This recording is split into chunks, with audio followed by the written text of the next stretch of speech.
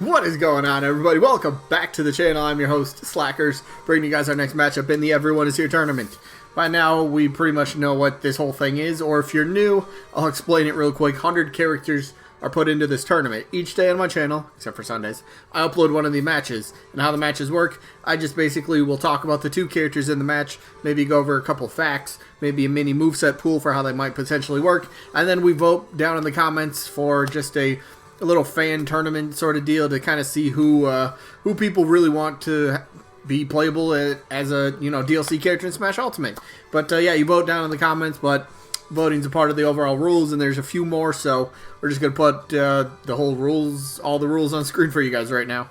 And the rules are very straightforward, as you can see. Rule number 1, this is for fun. Yes, why is that a rule? It's a rule simply because, well, yeah, this is really for fun. It's nothing to take extremely seriously. It's just to drop by and vote for who you personally want. You don't have to vote for who's necessarily more likely. Just vote for who you would rather have. If it came down to you, who would you put in between the two characters? That's how I want you to vote. But do remember, you only get one vote per person. How do you vote, though? That's simple. Down in the comments, you type the name of the character you were voting for.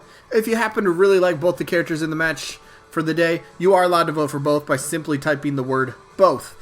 Totally fine. But remember, only one vote per person.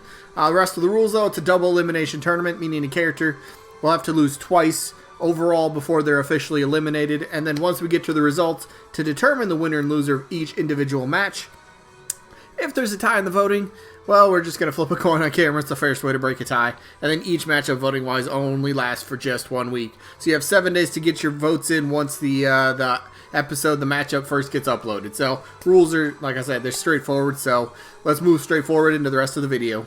Alright, so we got to go over the results from last week. Let's get some business out of the way. So it was a pretty good matchup last week. Again, winner's bracket, so whoever loses, still in the tournament. It's all good. But the matchup last week was King Boo from the Mario Universe, or the Luigi's Mansion series, if you really want to go that route. It's all fine, but we know who King Boo is. His opponent, though, was Lara Croft from the Tomb Raider series. So, who ended up winning this one? At first, one character jumped out to a lead, then character number 2 came back, and it was like even. It was like neck and neck, and then like the last 26 votes I tallied were all for one character. So, the winner happens to be Lara Croft. She is moving on to the next round, so congrats. She won 50 votes to just 30 for King Boo, so Lara moves one stage farther into the winner's bracket. King Boo loses, but drops to the loser bracket, still in the tournament. Just want to keep that in mind. Still in the tournament. He's not done yet, but yeah, he's going to have a tougher time now. But anyway, congrats to Lara. Moving on to the next round. And speaking of moving on, we need to move on to our next matchup, which we have a really very intriguing matchup here. Do you want to talk about square characters? Alright, I got the perfect matchup for you. We just had a square character win, and now let's talk about 2 more. So we have Geno from Super Mario RPG. Yes, that Geno that everyone talks about. But his opponent, Sephiroth, Final Fantasy. Final Fantasy VII, the remake, right? That's coming out like less than a month? Yeah, less than a month. Doesn't it come out like March 3rd or something? I don't know. Be kind of fun, but let's talk about it. So, first up, Geno. Geno's interesting. Geno's a character, if not one of the most talked about characters currently. Whether you like him, whether you dislike him, Geno's name pops up a tremendous amount of the time. So, there's a lot of people that say, alright, and I get it. As a Geno fan, I'm a Geno fan. I want to see Geno playable in Smash Bros. I think he fits very well. But as a character, I can look at it from both sides. I'm not going to be biased in one regard as to, alright, I like the character, so that means he has to be in. No, that doesn't necessarily mean anything. And what I'm trying to get to is, I could see it from the other people's point of view. Here's a character that had one appearance in a game multiple decades ago. And somehow this is one of the biggest characters that gets talked about. And the main reason Geno gets talked about so much is because Sakurai has stated in the past that he likes the character and he thinks Geno would be a great addition to the roster. So then a lot more people kind of got eyes and, started focusing on the character and were like, alright, actually this would be a really cool character. So, yes, Geno is owned by Square. did appear in the Super Mario RPG Legend and 7 Stars game. If you've never played it, pick it up.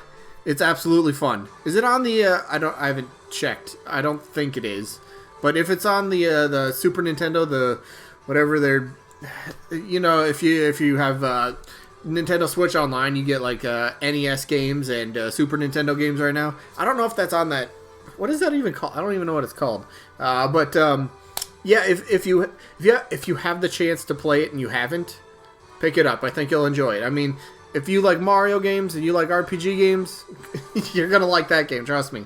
So, yeah, Geno again though, very, we could say controversial. Yes, one appearance. Like, I don't know. It's not just the one appearance that made him so special. It was what the character is. It's what the character looks like. It's what the character does is what makes people gravitate towards him. And I'm sure there's Geno bandwagoners that haven't actually played the game, that don't really know anything about him. You could ask people, okay, come up with a moveset for him, and most people would be like, oh, I don't know, I've never played the game, I just like the way he looks. And that's a big point. That's when you play a game, when you play a fighting game, I was going to say a racing game. I guess racing, depending on what kind of car you like. But when you play a game for the first time and you're seeing all these characters, all these things for the very first time, what are you going to kind of look at? What are you going to gravitate towards? The look of the character. Do they appeal to you? And that's what Geno has with a lot of people, regardless of him only appearing as the one-off in Mario RPG game, right? So he's got the look. I know some people will say, his personality's bland. He's a possessed puppet that doesn't talk. So, I mean, somebody that doesn't really talk, you're not really going to have much of a personality. He's just kind of like I don't want to say he's laid back, but he's just kind of, some people describe him as like that sort of badassery, kind of, sort of quiet kind of character. And he's got a lot of potential. You can see a few moves here on screen.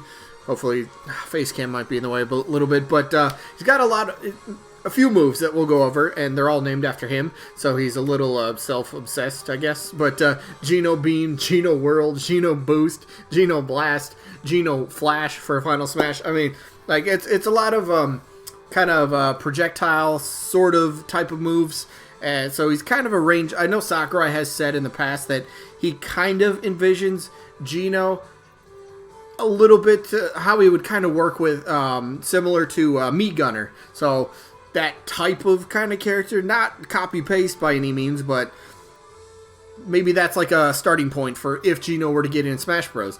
He'll take Meat Gunner and he'll kind of be like, alright, he's got this sort of move, he's got this and this and whatever, and he's going to twist and create whatever he wants to for the moveset. So moveset potential is there. He would be I guess you could say kind of an average height character. I think he's around Mario's height, if that helps anybody. So maybe he's a little bit taller.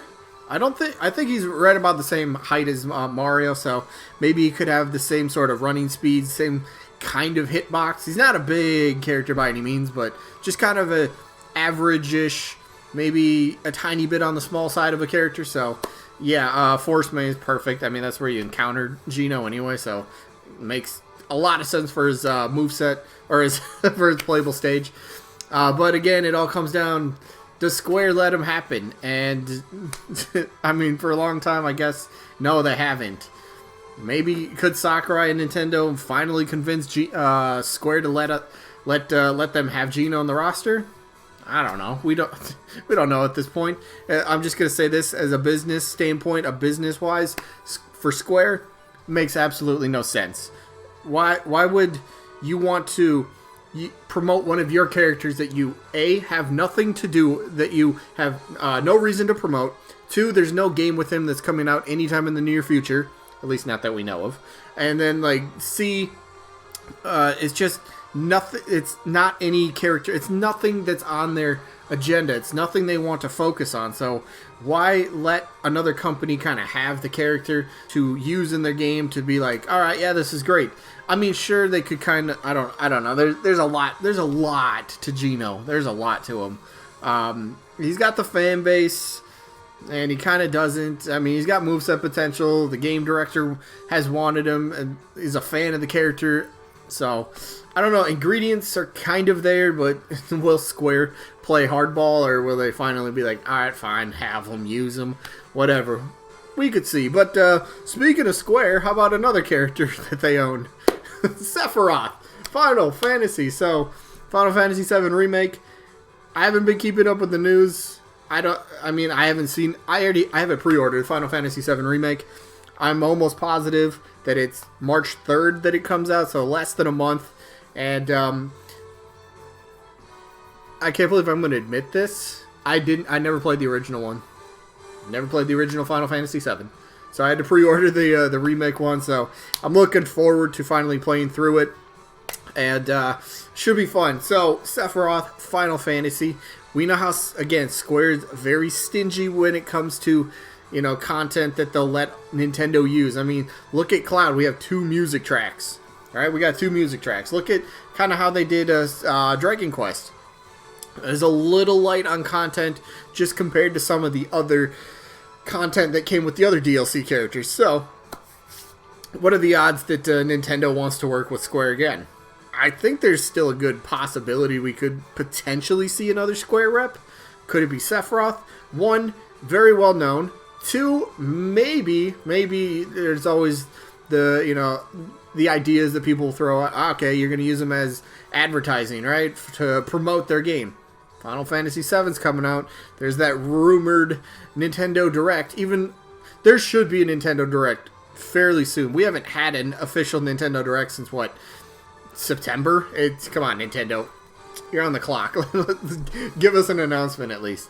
So, just like wouldn't that be the most absolute killer way to end a Nintendo Direct? Somehow, you know, a Final Fantasy VII. What if they just randomly said, oh yeah, by the way, Final Fantasy VII Remake, it's going to be on the Switch. Maybe it comes out a little bit later. Maybe it's a surprise, oh, it's coming out the same day. I don't know. But then you end the Fighter Pass with Sephiroth being revealed as a playable character. That would make the internet explode. You want one of those characters that would do that? You want a great way to start off Fighter Pass Volume 2? Sephiroth would do it. Villain, one of the most iconic villains in all of gaming history. People know the name, people know the character, and there's so much potential here. So much potential. So, main thing is, he would kind of be another sword user, but I think the cool thing with just being a sword user, his sword, it's so freaking long, and that's the beauty of it. You can kind of copy-paste moves from other sword users. You can kind of use Cloud as an example. Neutral air, maybe Marth or something like that for kind of like maybe tilts or air attacks, something like that. But just extend the range of the weapon because it's such a long-ass blade and like it just makes too much sense. But okay, what else can he offer besides a lot of sword attacks? Well, he can, I think that's what the neutral's special is. This would be fun. He could summon like a meteorite and, you know, just tap B, boom, meteorite comes falling down kind of right in front of him. So it's kind of a close range. But maybe if you can press and hold B for a little bit, it will fall, you know, a few, you know, I guess character lengths away from him, farther away the more you charge it. Does that make sense? I hope so. Down special, this was another perfect one. Or maybe it could be a smash attack. Or maybe it should be a special. Either way, press it could be another one of those things that you could kind of charge and hold a little bit, but if you just press down special, pillar of flame comes shooting out of the ground. Press and hold it a little bit longer, you're going to get a second flame. So the first one's going to appear like his character in a pillar of flame is going to shoot out from the ground underneath his feet. Hold it a little bit longer, you'll get 2. So you get the one that comes out beneath his feet, maybe one that's in front of him as well. And then the third one, if you hold it long enough, you'll get 3. One behind him, one where he's standing, and one in front of him. So it's kind of, it'll have good coverage, and I don't know, I like Sephiroth. You guys, if you know anything about me, I've always said I want to see villains. I want to see a villain in the Fighter Pass. That was the number one thing I wanted for Fighter Pass 1. Didn't get it. Oh well. It's a lot of things I don't get. It's the way life works. But Sephiroth, though, nonetheless, would make a fantastic character. Plus, if it matters, Sephiroth is insanely popular in Japan. I don't know. Maybe it could happen. Maybe it could happen. I wouldn't hold my breath on that one. But come on. Nintendo's surprised us in the past, right? we'll see what happens. Again, personally though, let me. If nobody cares, so I'm gonna say it anyway. I don't know why, but if anyone asks, my personal opinion is we're not gonna get the next Smash character revealed. Maybe 2. That's not gonna come till E3. I think they're gonna wait. They're gonna reveal 2 at E3, and then the first one releasing very soon, if not the same day of E3. That's kind of how my mind is thinking right now. But let's go to the matchup though. This one is tough because the more I think about Sephiroth, the more I really like Sephiroth. But then Geno, on the other hand, has been a character since the Brawl days that I've kind of looked at and went, that'd be an awesome character. I love the potential moveset. I like just the look of him. I love Mario RPG, Legend of 7 Stars. It's a great game. I guess I have to vote Geno in this one. So he's got my vote. We'll see what happens in this one. It's going to be a strange one nonetheless. Yeah, let me know who you guys are voting for down in the comments. Sephiroth, Geno, or both. They're all good options. That's going to be it for this one. So sneak peek for tomorrow's matchup. The only PlayStation character in the tournament, Kratos from God of War. And then there's a rumor that God of War 2 is going to be in development for PlayStation 5. Oh, they're going to... We'll talk about that tomorrow, maybe. But Kratos' opponent, Isaac from Golden Sun. The assist trophy. Yeah, that guy. Anyway, that's the matchup. And then the results for tomorrow is somewhere up here. The results are going to be either Rex and Pyra, and their opponent was Rayman from Rayman. So that's it for this one. I hope you guys enjoyed as always, and hopefully we catch you guys on the next one. Peace out, everybody.